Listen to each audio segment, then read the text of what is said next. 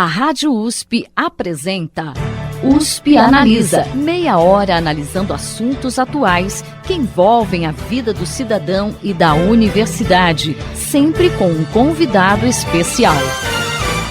USP Analisa.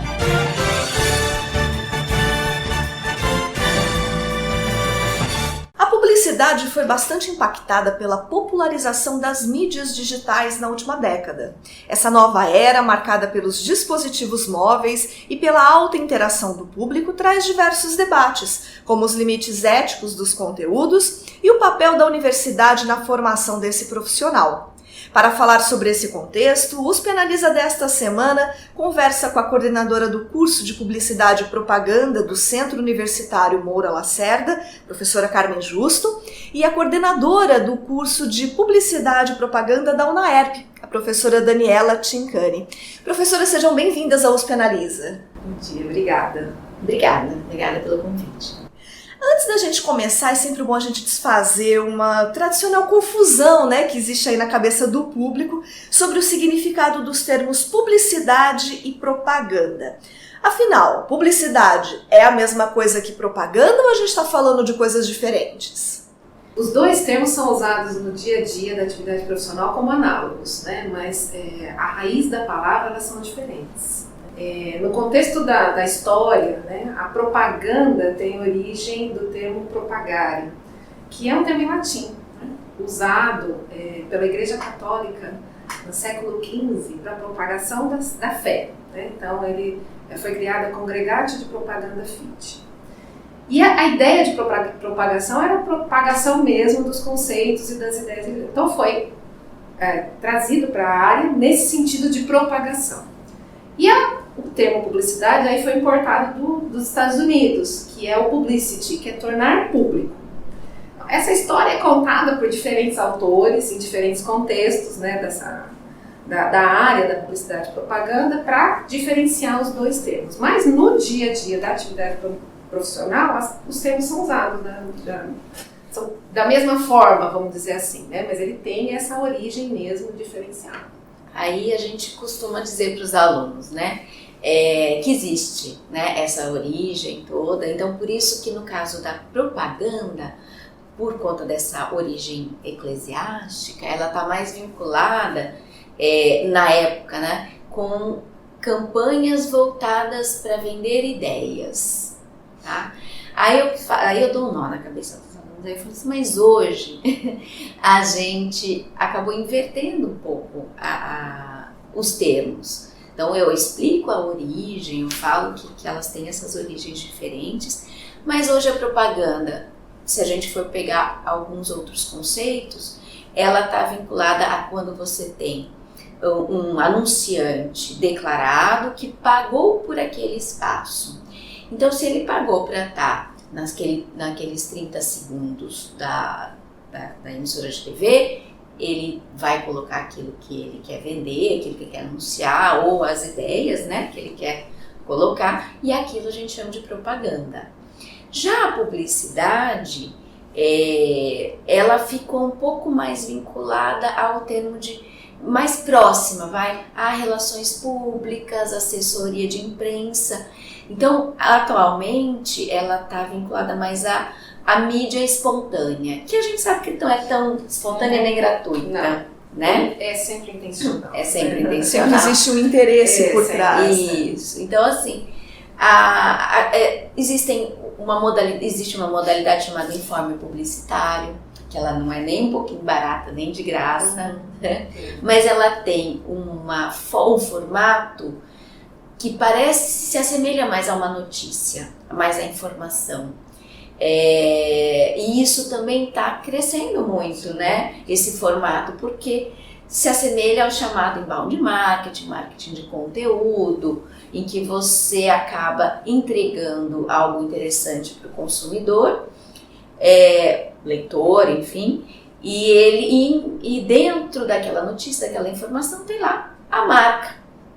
A marca te traz uma solução, ela apresenta um problema, por exemplo, ela vai falar de alguma dermatite utópica, E aí ela traz o que fazer, o que não fazer, e ali embutido a marca tal resolve esse problema assim, assado. Você mencionou a questão, né, os 30 segundos da TV. Né? Há pouco mais de 15 anos, quando a gente falava em fazer publicidade nas empresas, né, basicamente a gente pensava só em TV e jornais. O que muda agora com a migração para o meio digital? Mudou praticamente tudo. É uma reinvenção da área, né, nesse momento. A Daniela concorda. Com certeza. Mas assim, você trabalhava com a questão dos 30 segundos, trabalhava com o spot, com o jingle, né? Continua trabalhando com esses formatos, mas num universo, num meio que propicia de 30 segundos passa para 1 minuto, 5 minutos, enfim. Você tem uma possibilidade de ampliação da entrega do conteúdo muito maior, que é o que a Daniela estava começando a falar nessa parte do digital. Então, assim, a entrega, né, o material que é feito, nem sempre se aparece no formato da propaganda tradicional, né? E ele aparece na forma de um conteúdo que é um conteúdo informacional, né? Um conteúdo ligado a diferentes áreas daquilo que o leitor, né, o pessoa que está na internet está buscando, mas ela tem uma intencionalidade por trás, tem uma marca ou tem, sei lá, uma empresa, uma instituição divulgando. Mas isso também não é enganar o consumidor, porque o consumidor já está entendendo como é que funciona isso. Então aí agora é uma fase de reinvenção, por isso que eu falo. Não é adaptar mais o conteúdo das diferentes mídias tradicionais ao meio digital, é você trabalhar no meio digital. É completamente diferente. Trabalhar estrategicamente. Estrategicamente, tudo. Você tem as origens na formação anterior. Né? A formação anterior é muito importante. Nós temos aí um legado, né, da mídia tradicional para poder entrar nesse meio, mas agora é uma nova forma de pensar. Conteúdo, imagem, vídeo, controle, trilha, métrica, né? Entram na jogada muito mais fácil, porque antes a gente ficava... Eu falava que planejar TV, você planejava futuro com dados do passado. Né? Você pegava os índices de audiência de um programa, de uma novela, muitas vezes, né? Que, sei lá, naquela semana aconteceu um clímax. Então a audiência ia para cima. Você planejava a sua mídia, sei lá, daqui um mês ou daqui umas 3 semanas, com base nessa audiência. Hoje não. Então hoje a gente tem a oportunidade de fazer uma campanha e mensurar na hora se ela está dando resultado. E ouvir o consumidor, ele vai interagir, né? E aí que eu queria cair com vocês, né, em relação à recepção do público, né, o que mudou. A professora Carmen mencionou, né, que o pessoal está entendendo mais, né, está compreendendo mais o que se passa, o que mudou agora com o digital? Ficou mais exigente, né, eu acho assim, a aceitação foi imediata, até porque a tecnologia é maravilhosa, né, assim, ela revolucionou o modo de vida das pessoas e está revolucionando, assim, né.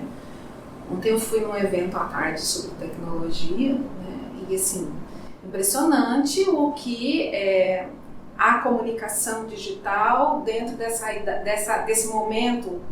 O evento ontem era especificamente sobre startups, sobre essa nova modalidade de negócio, como a comunicação digital interage de uma maneira assim, muito orgânica, porque essas empresas são criadas, mediadas por essas plataformas.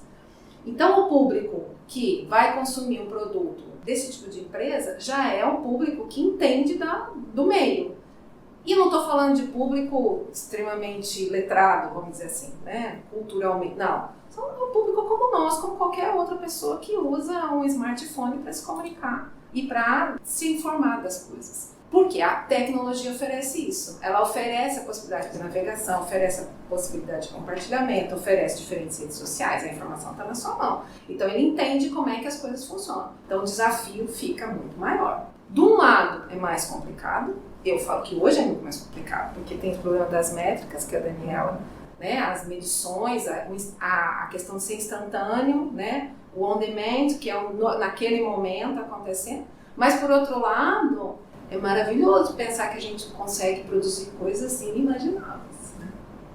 E a audiência também está mais diluída, porque você tem uma grande quantidade de canais, de produtores. Isso muda também ou não? Com certeza. Como as mídias estão fragmentadas, e o dia a dia das pessoas também está muito atribulado. Então, ele vai focar em alguns meios apenas, né? E essa atenção se dilui e a gente tem que pensar em todos, né? Desde os tradicionais até os digitais, até ações de live marketing, né? Ações que ele vai estar presente, ele vai estar participando, né? E isso mexe muito porque às vezes ele foca muito mais atenção quando ele pode participar, né, de ações como essa. Mudou, né? A audiência mudou a concentração, mudou a quantidade, né, que você tinha em determinados meios. Então, aqueles índices de audiência altíssimos, né, que a gente tinha principalmente na TV, não que não tem, ainda tem, mas a gente conversa com as pessoas mais jovens e eles estão lá no on-demand, né? Não tá na TV mais na TV tradicional, no rádio tradicional, no jornal, então. E, bom, com as mídias digitais a gente aprendeu aí um novo verbo, né? O viralizar. Dependendo do conteúdo, as mensagens ganham uma capacidade enorme de se espalhar e até de mobilizar pessoas. Mas muito se discute a respeito da ética nessa guerra por cliques. Afinal, quais são os limites éticos da publicidade e da propaganda? Nunca foi tão importante ser bom comunicador, ter uma boa formação para trabalhar a comunicação, né? E aí entra todas as áreas, jornalismo, publicidade, porque tem uma integração muito forte no meio digital, né? Sim. Das diferentes formações da área. Isso é legal. E nunca foi tão importante o tema ética.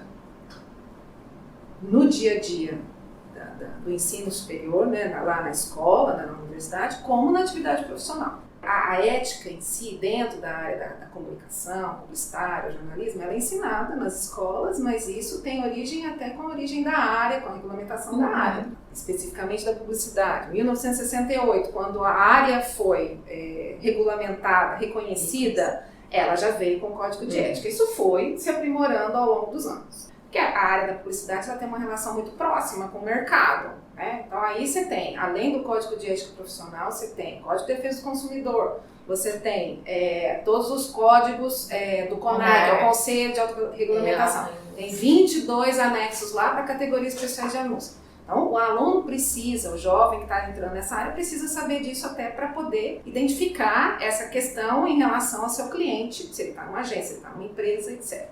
Com a chegada do digital ainda tem a questão do uso dos dados. Então, não é só a forma como você entrega a mensagem em relação a uma categoria de produto ou serviço, mas é também o uso dos dados pessoais, que é a grande questão. Né? Que está sendo hoje bastante discutida. Né? Então, assim, aí você tá bom, você trabalha com uma determinada plataforma tem uma determinada política em relação aos dados, mas isso não é um protocolo só da plataforma, é um protocolo que envolve todo um processo, uma nação, uma instituição e etc. Então, aquilo que for feito lá em termos de ética vai repercutir na sua atividade. Então, às vezes, você está desenvolvendo uma campanha e aquela campanha, por conta da ideia de viralização que ela pode gerar, ela precisa responder e precisa observar esse código, esse protocolo de política de dados. E, por exemplo, tem se usado muito os influenciadores, né? Como para dar crédito, para dar vazão, para viralizar determinadas marcas e tal. E é obrigado a dizer que aquilo é uma publicidade. Ele foi pago, né? Então ele ganhou os recebidos, ele fez um contrato com a marca, então eles têm obrigação de colocar que aquilo é publicitário. Até para não confundir, isso é bom até para ele, porque ele teve uma trajetória, né, esses influenciadores ou youtubers tiveram uma trajetória que veio da espontaneidade, e isso eles transmitiram para as pessoas que gostam dele, do trabalho, né? E aí quando as marcas começam, né, a procurá-los, falar, olha, seria legal se você fizesse uma menção à minha marca, desse jeito, daquele jeito. Então ele vai ter meio que um script, um mapa de assuntos. Então eu tenho que colocar, olha, essa minha fala, ela teve um patrocínio. É um post patrocinado, é uma fala patrocinada. Então acho que é bom até para eles também separar. Porque o público também tem que saber, né? O que é original, o que foi pago. Então, essa é uma das outras coisas que tem sido discutidas, e a questão dos usos de dados. Porque parece assim que a gente não coloca a nossa privacidade em público, né? Porque quando a gente põe uma foto, que a gente foi uma viagem, quando a gente fez determinada coisa, foi num restaurante, mas parece que as empresas sentem no direito de pegar aquela coisa porque eu pus no público e usar aquilo para me entender como consumidora e me mandar informações, né? Então, isso é uma linha muito tênue. E é importante também para as próprias marcas, né? Você estava falando da questão de diferenciar o que é um post patrocinado, o que é espontâneo, porque a gente sabe que o consumidor, quando ele descobre, quando ele se vê, entre aspas, enganado, a imagem da marca fica totalmente prejudicada. E ele, na hora, ele dá o feedback, né? Aí viraliza. Aí viraliza, só que da forma negativa. Então, o trabalho da marca é provocar a viralização, identificando o que ela está fazendo em termos de comunicação, mas ela também pode provocar de uma maneira usando os influenciadores voluntários, vamos dizer assim, né? Que são aquelas pessoas que seguem a marca, que gostam da marca e que transmitem e viralizam os pontos positivos e os pontos negativos do que ela está fazendo. Então, são dois trabalhos, é o trabalho mercadológico e o trabalho de monitorar essa movimentação das pessoas que usam as redes. E responder rápido, né? Porque o consumidor quer imediatismo. Antes de colocar a campanha no ar, pensar em todos os pontos que ela pode causar polêmica. Às vezes acontece coisas que a gente nem imagina, né? Sim, o consumidor enxerga ou se incomoda com uma imagem ou com uma frase, uma palavra que ninguém imaginou que fosse acontecer, né?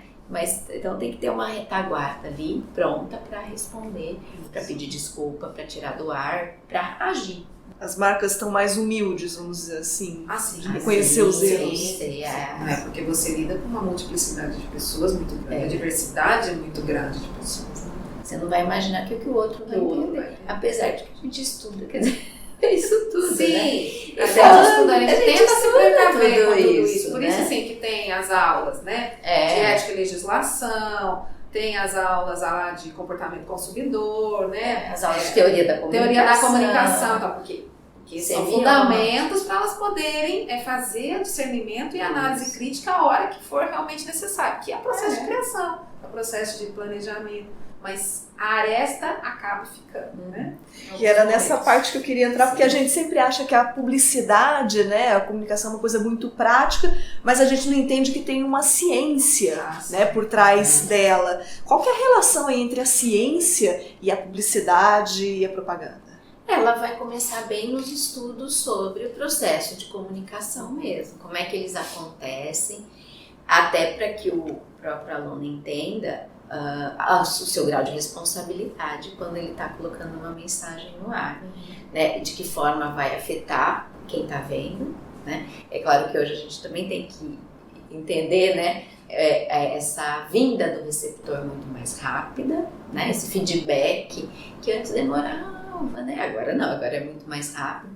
Então todo esse processo de comunicação ele pode ser incentivado e estudado. Eu, geralmente, quando começo, eu ministro uma disciplina na UNEP chamada Produção Científica. Eles vêm de uma disciplina anterior chamada Pesquisa em Comunicação. Então, na pesquisa em comunicação, eles entendem os principais métodos utilizados, né, dentro dessa área.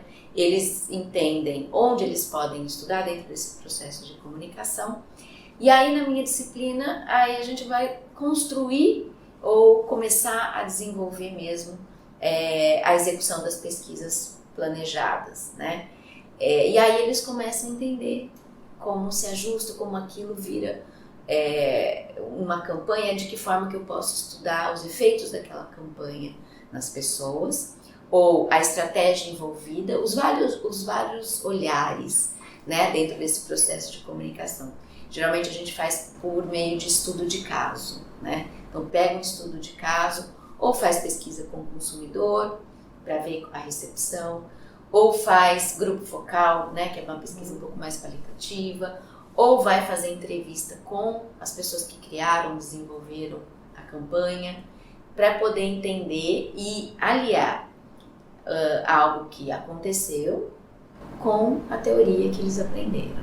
Né? Então, acho que é importante eles saberem os efeitos, principalmente, daquilo que eles estão colocando no ar, daquilo que eles vão criar, que eles vão desenvolver para chegar no público consumidor. É muito interessante quando o aluno se dá conta que a ciência faz todo sentido para aquilo, para o fazer da publicidade. Porque, sendo uma área da ciência social aplicada, então a prática é muito importante, né? Mas o que está por trás disso é que é o papel, né, da formação deles. Né? Então, quando a Daniela fala de fazer a coleta de dados, de fazer uma pesquisa científica, de ir atrás, né, de fundamentação dos autores, e não é só do campo da comunicação, é o campo de diferentes áreas, porque é uma área interdisciplinar. Isso. Quando ele se dá conta, às vezes é só na hora dele estar numa apresentação, num pôster, num evento, aí é que ele cai em si e fala, nossa, fez todo sentido, né?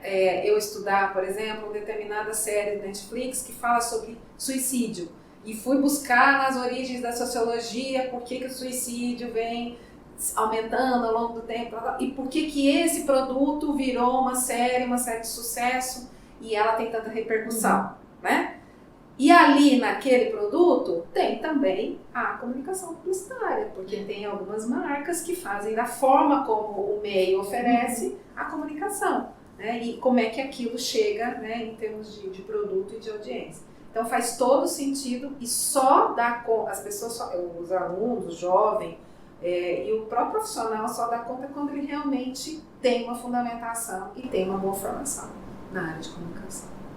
E vocês acham que falta uma interação maior entre universidade e empresas de publicidade? A gente provoca isso. Esse é um polêmico. É um ponto polêmico, eu acho assim. A gente tem conversado muito disso. Nós fomos recentemente, né, existe um movimento nacional para a mudança das diretrizes dos cursos. Isso. Que é uma oportunidade que a gente tem de dar uma mexida nas nossas matrizes. E assim, a gente vê que não é uma inquietação só nossa, regional, uma inquietação nacional, por conta dessa grande mudança que a transformação digital provocou na área. Mas o afastamento, eu diria que o afastamento é um afastamento assim, técnico e tecnológico, porque a universidade em si não dá conta do movimento que acontece em termos de tecnologia, nem o mercado está dando, né? Cada dia vem uma ferramenta nova para você analisar dados, ou para você puxar dados né, desses algoritmos e desenvolver estratégias. E aí, no dia a dia da atividade profissional, então você tem aplicativo, você tem vídeo não sei o que te orienta no beabá do que você tem que fazer, e daí depois você dá conta. Esse beabá é a prática profissional que dá, não é a faculdade que dá. A faculdade dá essa base teórica conceitual das pessoas que vieram, né, com as orientações e com as pesquisas feitas na área. Que ele vai dar conta de entender o aplicativo, porque se ele não tem formação, ele vai ser técnico. Ele não precisa da formação superior.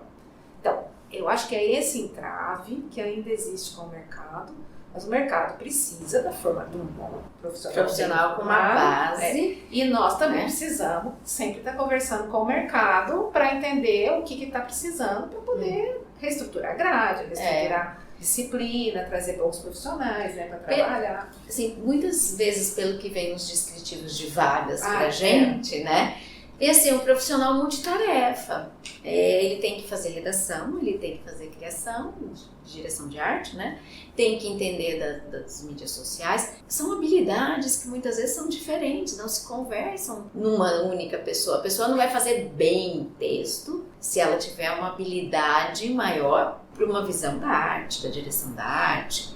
Então, é isso que a gente tem que colocar o mercado a par, né? Entenda que uma única pessoa não vai conseguir fazer bem ou com excelência todas essas atividades. É importante que ela tenha noção de tudo, mas ela tem, porque a faculdade faz, a gente cobra, tem várias disciplinas, né?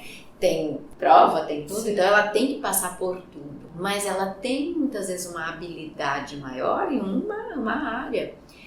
ou é atendimento, ou é planejamento, né? Então o mercado também precisa entender um pouco. A gente fez essa semana, a Semana da Comunicação lá na UNAERP, e a primeira noite foi levar, né, o pessoal do mercado. Então foram 6 agências de diversos tamanhos, né, justamente para se perguntar, agência de quê? Como é que elas estão se estruturando com essas novas atividades do marketing digital e tudo mais, e também ouvir um pouco o que eles anseiam do profissional. E para minha surpresa, foi dito lá que os alunos precisam ter foco, precisam se especializar em uma área e ir atrás daquilo que eles gostam. Então eu fiquei feliz, né? O trabalho continua, na verdade. Então, assim, mas quando chega essas vagas esse tipo de vagas, eu falo que é desespero de causa.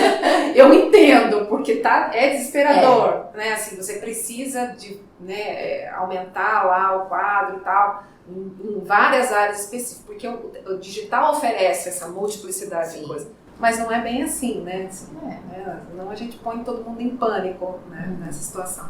E uma coisa assim que eu acho importante, interessante que está acontecendo, é essa fusão das áreas. Ela até conhece mais do que eu, porque ela tem lá os 2 cursos, jornalismo, publicidade. Sim. Eu tenho publicidade lá no curso, lá no Moura. Então, tem sempre, uma vez você já comentou, tem demanda de jovens que fazem jornalismo e por conta do mercado vem fazer publicidade para poder complementar a área. Né? Depois, eu já recebi jovens fizeram jornalismo em outras escolas e vieram fazer. Então, essa fusão é uma realidade. Então, muito rapidamente, eu penso, né, a gente até conversou, que a área vai ser uma coisa só. Vai ser uma comunicação. É uma comunicação. Voltando para as suas origens. Voltando para a origem. Então, voltando para a origem para formar um comunicador mais amplo, no sentido, assim, da origem da área. De entender todos os aspectos. Os aspectos que envolvem toda essa a ética também, né? E se ele vai gerar conteúdo publicitário, ele vai gerar naquele modelo que a internet oferece, que não é o modelo padrãozinho de anúnciozinho, bannerzinho. Título de tudo. Né? É um modelo diferenciado. Às vezes é um texto, às vezes é uma história, às vezes é um vídeo que conta uma história. Então aí tem várias técnicas. E, bom, eu já ia perguntar em relação às perspectivas para o futuro, você já deu uma pequena amostra, né? Mas o que mais a gente pode esperar em termos de tendência para a publicidade nos próximos anos? A gente viu aí num período de pouco mais de 15 anos, né, que a publicidade passou por mudanças gigantescas aí, considerando a entrada do digital, né? Mas o que mais a gente pode esperar? É realmente assim, uma incógnita, porque está todo mundo se perguntando isso, né? Para onde vai? Para onde vai? As agências, a gente percebe também que estão incomodadas com isso. Para que lado que nós vamos? Nós vamos nos especializar? Vamos oferecer 360? Né? O que a gente vai fazer? Está todo mundo com esse ponto de interrogação.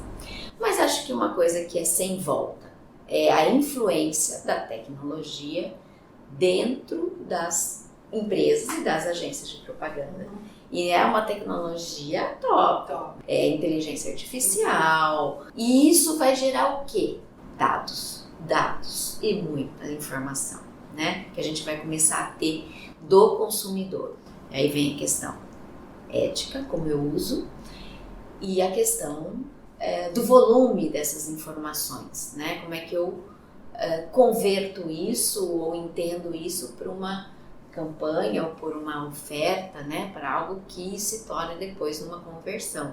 Por exemplo, os assistentes de casa, né, o Google, o Alexa, enfim, eles estão ali no dia a dia coletando todos os dias, toda minha rotina, né? Eles estão ali me acompanhando no meu dia a dia, eles vão saber o trajeto que eu faço, eu vou pôr minha agenda, né? Eu quero, enquanto Daniela, né, facilitar e deixar minha vida prática. Então eu vou usar esse recurso. E aí, o que está por trás disso? Onde vai parar todas essas informações? Será que realmente quando eu coloco um trajeto no Waze, ele vai me dar um melhor caminho? Ele não vai me colocar em alguns lugares em que eu veja uma marca forte, de um fast food ou de uma lavanderia. Então, tem essa questão da ética, que precisa ser muito estudada da coleta dos dados. E, por outro lado, as agências se prepararem para acolher essas informações que vão chegar e elaborar estratégias que não sejam só o tradicional mesmo. Tradicional, já estou falando na Instagram, esse já está virando. No futuro vai ser o tradicional, né? Já que a gente está falando de futuro. Então, tem que trabalhar com essa tecnologia das inteligências artificiais que vão, com certeza, nos cercar. Assim, só para complementar, duas coisas que têm me chamado a atenção, que é o blockchain na publicidade, né? Que a grosso modo é uma tecnologia criada por trás do Bitcoin, né? Então, para pensar de negócios, né? E ele está sendo trazido para a publicidade para esse rastreamento mais apurado das informações. Para além do rastreamento que já existe nas plataformas. Então, isso vem muito forte. E a outra, nós recentemente tivemos uma eleição que o candidato foi eleito por um aplicativo de mensagem. Sim. Basicamente.